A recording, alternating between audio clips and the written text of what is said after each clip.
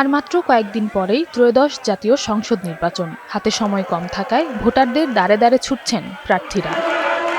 নির্বাচনী প্রচারণার অংশ হিসেবে শুক্রবার দুপুরে নোয়াখালীর মাইজদী শহরের জেলা স্কুল মাঠে আয়োজিত 10 দলীয় জোটের নির্বাচনী সমাবেশে অংশ নেন জামায়াতের আমির ডাক্তার শফিকুর রহমান। সমাবেশে প্রধান অতিথির বক্তব্যে তিনি বলেন, ক্ষমতায় যাওয়ার আগে দেশের জনগণ যাদের হাতে নিরাপদ নয়, ক্ষমতায় যাওয়ার পর তারা আরো বেশি ঝুঁকিপূর্ণ হয়ে পড়বে। যারা ধৈর্য ধরতে পারেন নাই, বিভিন্ন অপকর্মে জড়িয়ে পড়েছেন, আল্লাহর কসম, ক্ষমতায় যাওয়ার আগে দেশের জনগণ যাদের হাতে নিরাপদ নয়, ক্ষমতায় যাওয়ার পরে আরো বেশি ঝুঁকিপূর্ণ হয়ে পড়বে জনগণ। এর আগে ফেনীতে দলীয় জনসভায় অংশ নিয়ে জামায়াতের আমির বলেন, যুব সমাজের প্রত্যাশার দেশ গড়তে বদ্ধপরিকর তার দল। পয়সা কোমর পানি ভাঙ্গা করে আমি বললাম যে আমিও কোমর পানি ভাঙবো এবং চেষ্টা করলাম আপনাদের পাশে এসে দাঁড়ানোর। পরে বিকেলে লক্ষ্মীপুর সরকারি আদর্শ সামাদ উচ্চ বিদ্যালয় মাঠে 11 দলীয় জোটের নির্বাচনী জনসভায় যোগ দেন ডাক্তার শফিকুর রহমান।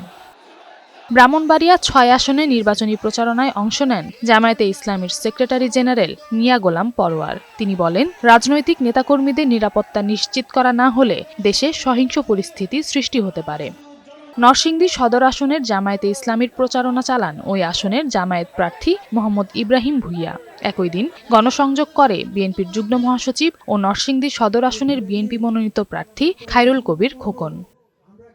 ঝালকাঠি 2 আসনে বিএনপি প্রার্থী ইসরাত সুলতানা ইলিন ভুট্টো, প্রতিদ্বন্দ্বী জামায়াত প্রার্থী শেখ নিয়ামুল করিম ও ইসলামী আন্দোলনের প্রার্থী ডাক্তার সিরাজুল ইসলাম সিরাজি গণসংযোগ ও প্রচারণা করেছেন।